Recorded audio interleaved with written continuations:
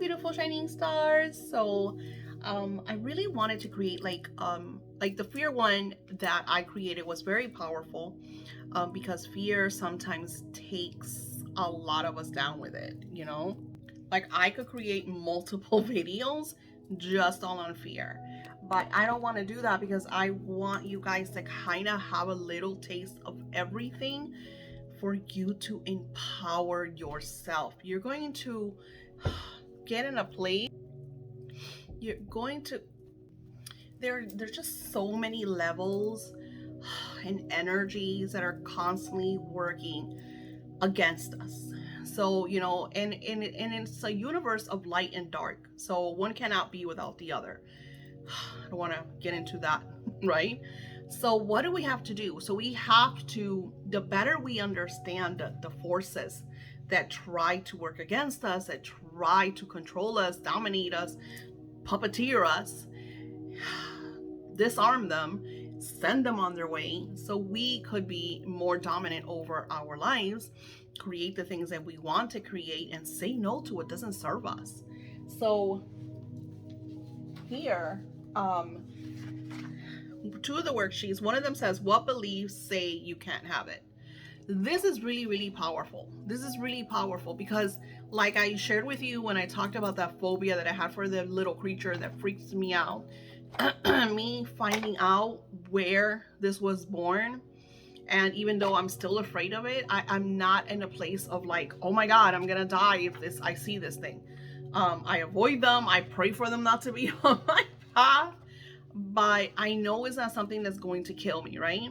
So what beliefs, so you have to think about what beliefs say that you can't have this. And usually these are like childhood memories, guardians, teachers, bosses. These are people that you looked up to, that had, like, you gave them authority. You hear me talking about this all the time. I think in Patreon I have a video going up that I share with you my experience with my mother-in-law and how she put a lot of that fear energy, that created a belief system that made me feel powerless, made me feel like I had no control, like she was in charge. So we have people that come into our lives, and sometimes it's really sad because these are like our parents, people that we look up to, and we feel that they have control over us. So seeing her in such a delicate stage in her life where she has no mind, she can't see, she can't hear, she can't eat. I have to be watching her like she is she literally has the mind of a 1-year-old in a full-grown elderly woman body, right? So seeing her in that feeble stage, and looking at her and seeing like, why was I so afraid of this woman? Her ideas, her beliefs, all that systematic energy that she tried to embed into me for almost 2 decades. It's crazy how we allow people to dominate over us, and not just people, religion, governments, social media. Now social media blows me, that shit just blows me away when social media has all of this power over us.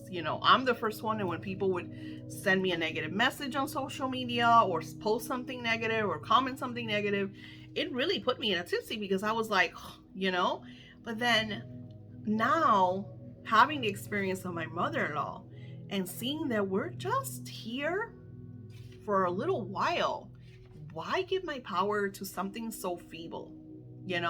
So when these vibrations come into my life and try to take away my power, I put my mother-in-law in them. I see her, this woman that was so scary and so awful and so dominant towards me, and I put her in that feeble stage where she's at now, powerless. I'm literally feeding her and taking care of her and dressing her and doing everything that she needs to be done for the last, segment of her lifetime. And I say to myself, none of that is important.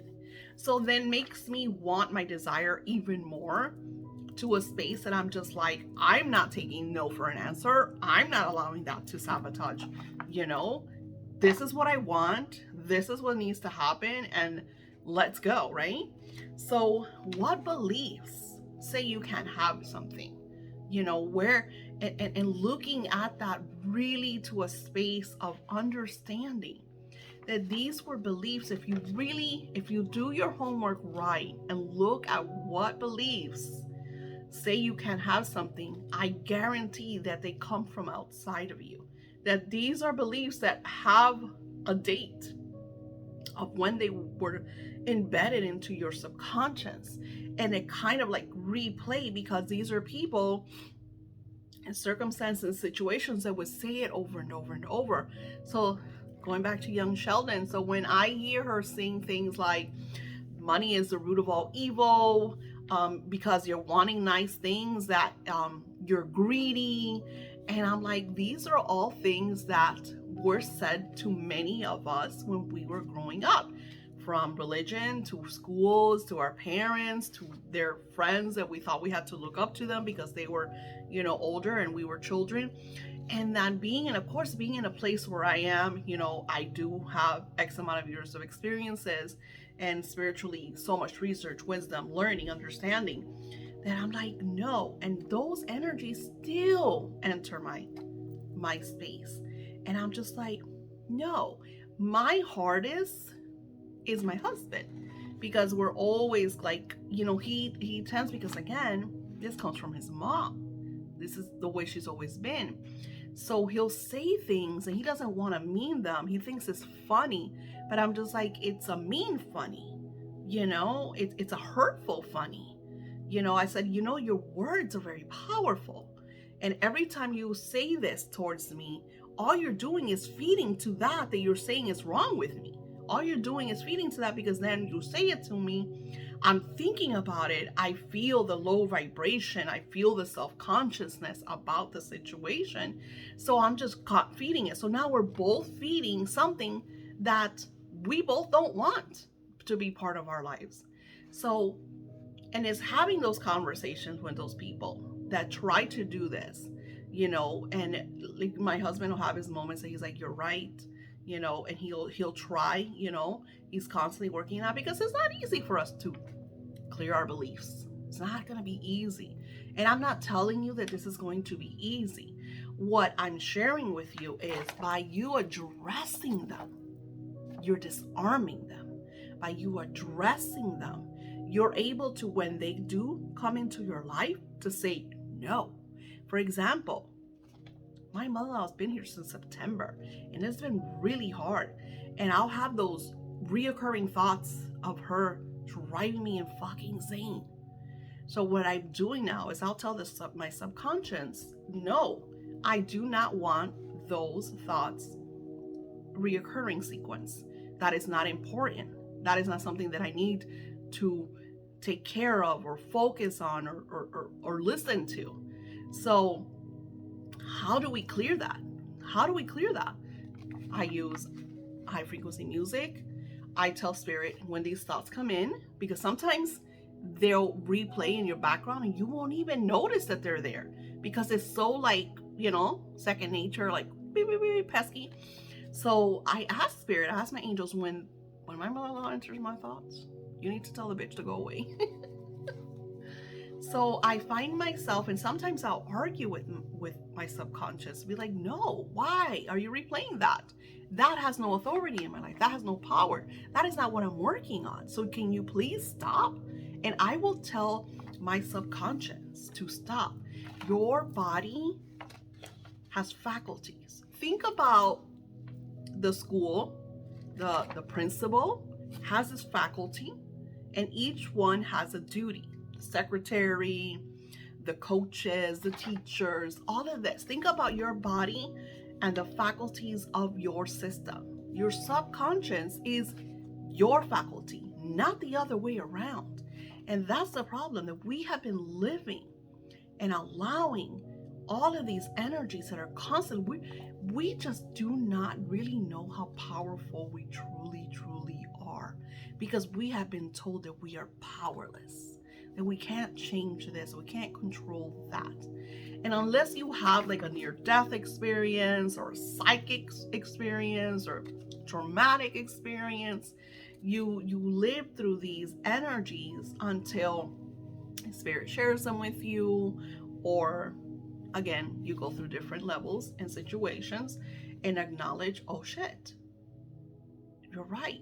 Why does my subconsciously constantly mimic the voice of my mother telling me that I'm doing everything wrong? Or my teacher that told me I wasn't going to amount to nothing? Or, like think about Biggie Smalls. If you listen to his music, he would talk about how his teacher told him that he wasn't going to amount to anything. And look at me now, like he would share, like, starting from nothing and going up, you know, and a lot of us, in a world of billions of people, millions are taught to be less than, controlled, dominated. I mean, look at our world right now. It's constantly being dominated by dogma, by ideals, by old stories, things that are not to cause the chaos that are causing. So cosmically, we're going through so many changes. And this is why courses like these are so powerful, so impactful to you knowing, acknowledging, understanding that you dominate your subconscious. You are in control of your mind. You are the one that decides what thoughts should be flowing and what thoughts should not be in there. And that is what we're going to be doing. Not only are we scripting, but we are scripting. We are scripting and we are scripting. So there's so many levels to scripting that is just going to blow you away. And we're only on week 2, people. So what beliefs say you can have it? And then the next one says, and I love this because this is re-scripting. This is changing a situation of something that occurred, because let's say, for example, my beliefs again, or my mother-in-law. So I will go into re-script. What if she was different? What if she would have been someone I looked up to? Someone that was successful and made me happy and told me that I was going to be amazing. And what if I re-scripted that situation, that circumstance, that experience, that timeline of my life? So I wrote, now let us rearrange things. What do you wish you could change? If you had the magic wand right now to change anything, what would that be and why would you change it? Let's say you had a nasty relationship with a beloved and it was just, I don't know, a lot of turmoil. How do you change that? Well, re-script it. When did it start happening? And then change it around. If you guys were lacking communication, say that you were having great communication, understanding, compromising. If you broke up, say that you broke up, but not in a negative way. Say that you came to an understanding, and find closure. Because a lot of the times in situations, the reasons you can't manifest a new soulmate is because your exes. This is why in the romance world, when I do the romance readings, a lot of the time you get clear the exes, let go of the exes. And it's because you haven't made peace with the past, with people and experiences with lovers and beloveds that maybe hurt you, or that maybe made you feel less than. Maybe that their wordings were very negative towards you. So then you have all this inside of you. So when you go into the new relationship, you expect it to be just like the last one or worse. Everything is a learning experience. So rearrange things, make them, if something was lacked, do the opposite, rewrite the situations. And let's say if it's a breakup and it caused a lot of energy, a lot of sadness, a lot of anxiety, a lot of trauma, rewrite it in a positive way. Rewrite it like the breakup was, it was an understanding. It was you guys parting in loving ways, and send them love and healing. And then I recommend you do some Ho'oponopono. Okay. Now, what's Ho'oponopono? Ho'oponopono is, I'm sorry. It's Yeah, I'm sorry. Please forgive me. I love you. Thank you.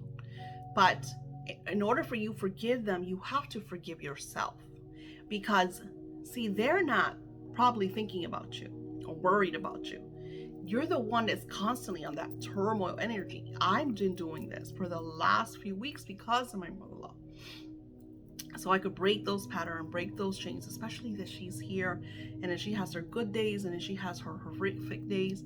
So I'm constantly doing forgiving for through me onto her and trying to, and it's, let me tell you people, it's not fucking easy. It is not easy. If it was easy, we would all be living heavenly pink clouds, okay? So take it with a grain of salt. Take it day by day.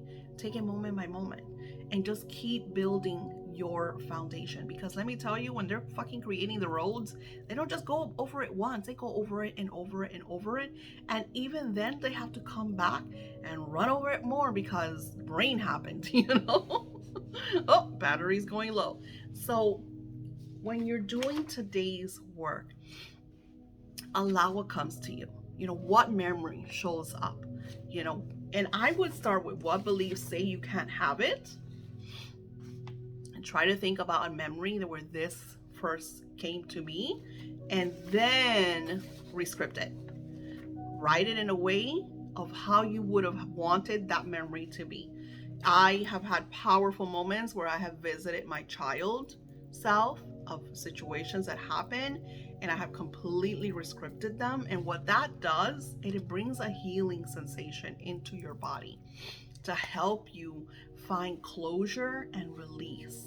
Okay, our bodies are constantly generating different energies and emotions, and we need to kind of let go of old stuff that doesn't serve us. And sometimes, like I said, you have to do it multiple times because depending on how hurtful it was, there's times that I forget about certain things, and then Mercury retrograde will come and something, and I'm like, why does that memory even, I won't even think that memory was important. But those things come up because there's a block there. There's something in that memory, in that experience, in that moment, that is causing a ripple effect in your now moment. So allow. And this is why, if you notice, I give you the workbooks because I want you to jump in the deep end, you know? So maybe you've done already some of these before you're watching some of the videos.